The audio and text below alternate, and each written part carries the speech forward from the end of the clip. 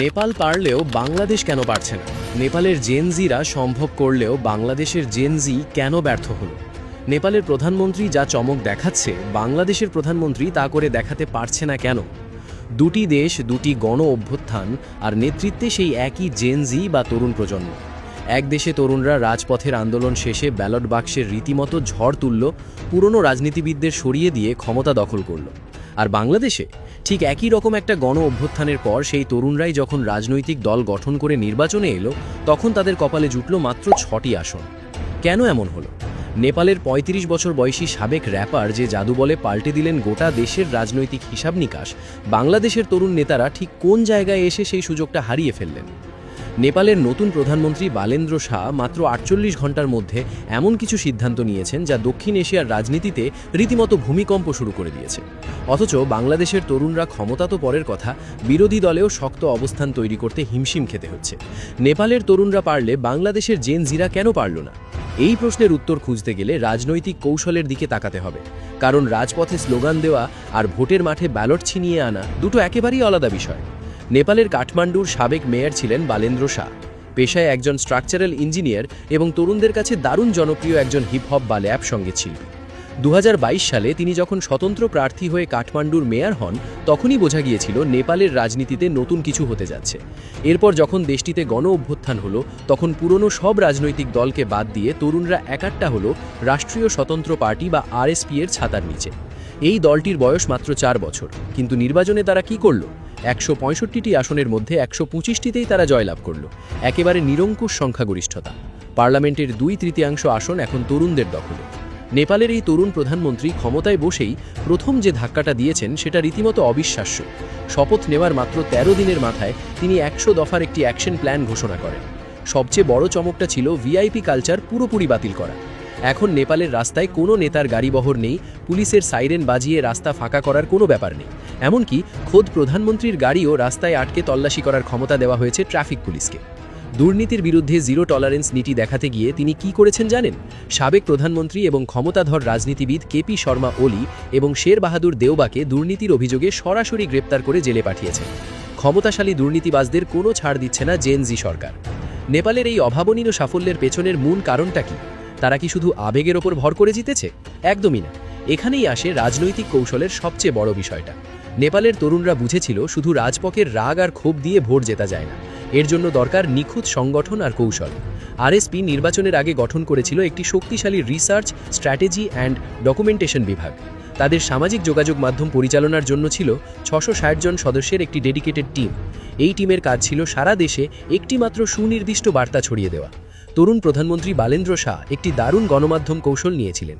তিনি প্রতিদিন ক্যামেরার সামনে এসে উল্টোপাল্টা বা বিভ্রান্তিকর কথা বলতেন না। তিনি নিয়ম করেছিলেন প্রতি ৮ দিনে মাত্র একবার তিনি জনসমক্ষে বড় ভাষণ দেবেন।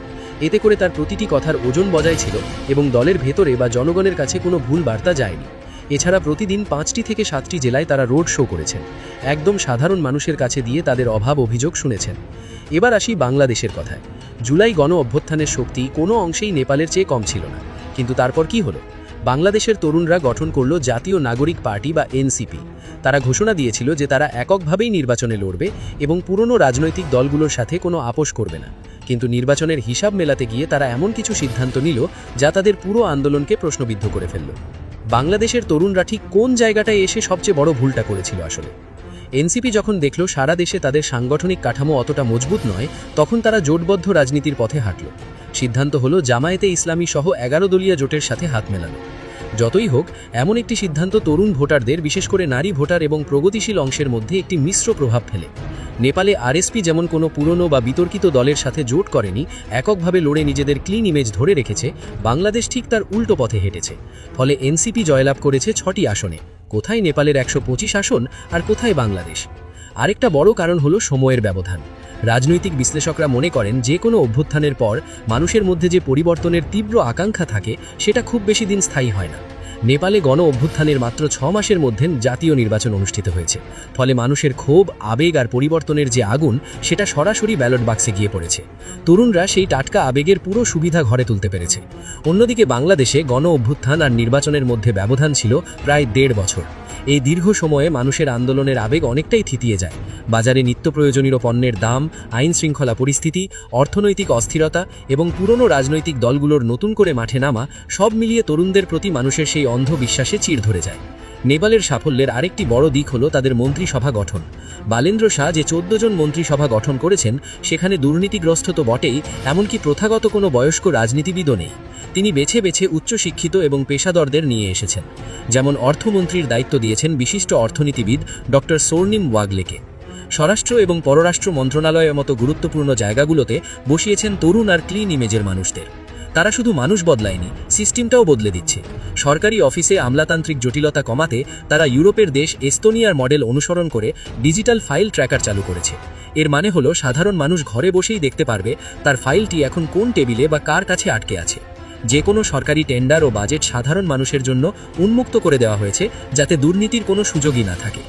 সাধারণ মানুষের চিকিৎসার জন্য সরকারি বেসরকারি সব হাসপাতালে 10% শয্যা সম্পূর্ণ ফ্রি করে দেওয়া হয়েছে। নারীদের নিরাপদ যাতায়াতের জন্য রাস্তায় নামানো হয়েছে বিনা ভাড়ার ব্লু বাস। কাজের গতি বাড়াতে মন্ত্রণালয়ের সংখ্যা কমিয়ে 17টিতে নামিয়ে আনা হয়েছে।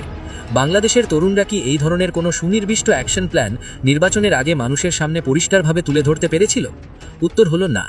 এনসিপি ঢাকা বা বড় শহর কেন্দ্রিক কিছুটা জনপ্রিয়তা পেলেও সারা দেশে তৃণমূল পর্যায়ে তাদের কোনো শক্ত ভিত্তি ছিল না। নেপালে আরএসপি পাহাড়ি ও সমতল এই দুই এলাকার মানুষের দীর্ঘদিনের যে রাজনৈতিক বৈষম্য, সেটাকে খুব সুকৌশলী নিজেদের পক্ষে কাজে লাগিয়েছে। নেপালের রাজনীতি দীর্ঘদিন ধরে কাঠমান্ডু এবং পাহাড়ি এলাকার নেতাদের কুক্ষিগত ছিল। মাদেশ বা সমতল এলাকার মানুষ সবসময় অবহেলিত ছিল। বালেন্দ্র শাহ যখন সমতলের এক বিশাল জনসভায় গিয়ে ঘোষণা দিলেন যে এবার একজন মাদেশি ছেলেও প্রধানমন্ত্রী হতে পারে, তখন পুরো রাজনৈতিক দৃশ্যপট পাল্টে যায়। এই একটি কথা সমতলের লাখ লাখ মানুষের ভোট আরএসপির বক্সে এনে দেয়। বাংলাদেশের তরুণরা ঠিক এই ধরনের কোনো গেম চেঞ্জিং রাজনৈতিক কৌশল বা ন্যারেটিভ তৈরি করতে পুরোপুরি ব্যর্থ হয়েছে। শুধু তরুণদের দোষ দিলেই হলো না, বর্তমান সরকারের প্রধানমন্ত্রীও নেপালের প্রধানমন্ত্রীর মতো চমক দেখাতে পারছেন না। যেমন নেপালের শিক্ষাঙ্গন এবং প্রশাসনকে পুরোপুরি রাজনীতিমুক্ত করার যে সাহসী পদক্ষেপ বালেন্দ্র শাহ নিয়েছেন, সেটা বাংলাদেশের প্রেক্ষাপটে কতটা সম্ভব হয়েছে। নেপালে স্কুল কলেজে চিরতরে নিষিদ্ধ করা হয়েছে সব ধরনের দলীয় ছাত্র রাজনীতি। শিক্ষকদেরও রাখা হয়েছে রাজনীতির বাইরে। শিশুদের মানসিক চাপ কমাতে 5ম শ্রেণী পর্যন্ত সব ধরনের পরীক্ষা বাতিল করা হয়েছে। বাংলাদেশে যখন ক্ষমতায় যাওয়ার জন্য উঠে পড়ে লেগেছিল বিভিন্ন দল, তখন তারা পুরনো বদভ্যাস ধরে রেখে ভোটের হিসাব মেলাতেই দিশি ব্যস্ত ছিল। শিক্ষা বা স্বাস্থ্য খাতে নেপালের মতো আমূল কোনো সংস্কারের রূপরেখা তারা জনগণের কাছে বিশ্বাসযোগ্যভাবে উপস্থাপন করতে পারেনি। এমনকি ক্ষমতা হাত বদলের পরও এখনও নতুন সরকার পারছে না। পররাষ্ট্রনীতির ক্ষেত্রেও নেপালের তরুণ সরকার দারুণ চতুরতার পরিচয় দিচ্ছে। ভারত ও চীনের মতো দুই পরাশক্তির মাঝখানে অবস্থিত নেপাল এতদিন ব্যবহৃত হতো বাফার স্টেট হিসাবে, কিন্তু নতুন সরকার কারো দিকে না ঝুঁকে ডেভেলপমেন্ট ডিপ্লোম্যাসি বা উন্নয়ন কূটনীতির মাধ্যমে দুই দেশ থেকেই নিজেদের স্বার্থ আদায় করে নিচ্ছে। নেপাল পেরেছে কারণ তাদের লক্ষ্য ছিল পরিষ্কার, তাদের সংগঠন ছিল গোছানো এবং তাদের সিদ্ধান্ত ছিল আপোষহীন। তারা জানতো কখন কি বলতে হবে আর কখন চুপ থাকতে হবে। তারা অতীত আবর্জনার সাথে হাত মেলায়নি। অন্যদিকে বাংলাদেশের তরুণরা আবেগীর বশবর্তী হয়ে মাঠে নামলেও রাজনীতির জটিল অঙ্কের কাছে এসে খেই হারিয়েছে। পুরনো দল সরকারে এসেও অগোছালো ব্যবস্থাপনা, দায়িত্ব নিয়ে ঢিলেমি, বিশ্বাসযোগ্যতা নিয়ে অনিশ্চয়তা ইত্যাদি এরকম নানা ব্যাপার বাংলাদেশের রাজনৈতিক স্বপ্নকে একটা হোঁচটের মুখে ফেলেছে। যে কোনো পরিবর্তন আনার জন্য রাজপথে রক্ত দেওয়া হয়তো প্রথম ধাপ, কিন্তু সেই পরিবর্তনকে স্থায়ী করতে হলে দরকার মেধা, কৌশল আর কাঠামোগত রাজনীতি। নেপালের তরুণরা সেই রাজনীতির পরীক্ষায় লেটার মার্কস পেয়ে পাশ করেছে, আর বাংলাদেশের তরুণরা হয়তো এখনও সিলেবাসটাই ঠিকমতো বুঝতে পারেনি। রাজনীতিতে শুধু ভালো মানুষ হলেই হয় না, একজন ভালো খেলোয়াড়ও হতে হয়। নেপালের এই সাফল্য আর বাংলাদেশের হোঁচট খাওয়া থেকে আমাদের ভবিষ্যৎ প্রজন্ম কী শিখবে, সেটাই এখন দেখার বিষয়। সেই সাথে বর্তমান সরকার নেপালের পদক্ষেপগুলো দেখে আদৌ কিছু উপলব্ধি করবে কিনা সেটাও দেখতে হবে। এই নিয়ে আপনাদের কি মনে হয়? আপনার মূল্যবান মতামত জানিয়ে দিন আমাদের কমেন্ট সেকশনে।